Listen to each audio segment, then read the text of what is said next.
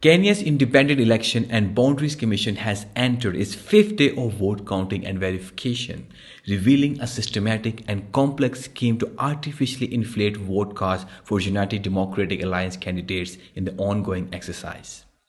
The vote counting and verification exercise was projected to be completed in 2 days. But what began as a minor discrepancies has erupted into full investigations focused on a central issue. Why are there more votes counted than voter turnout in the battleground Mount Kenya region? By the time IEBC officially closed voting across the country, it reported that the region had recorded a voter turnout of 45%, which is a historic low for the densely populated Mount Kenya counties.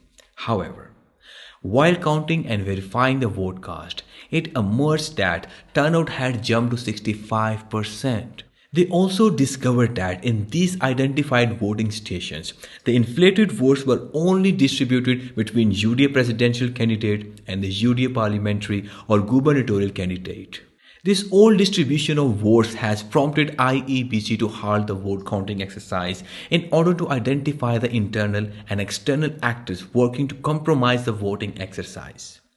Several election officials in the affected stations are currently being tracked down by security officials after failing to show up at the IEBC national headquarters. Had the vote counting been allowed to continue and compromise result been announced, the criminal process would have gone undetected for years.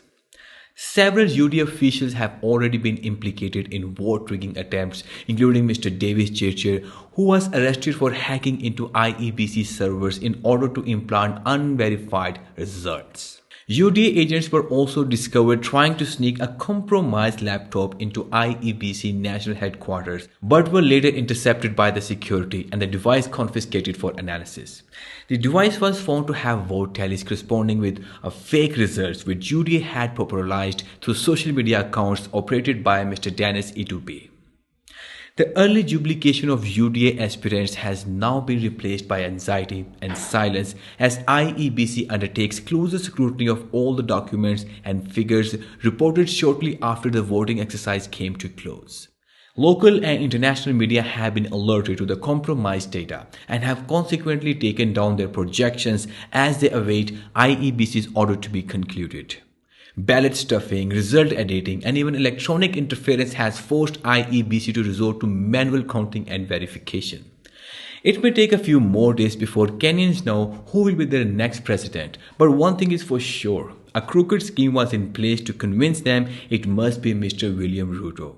It would have been a perfect crime if only they had not been caught in the act.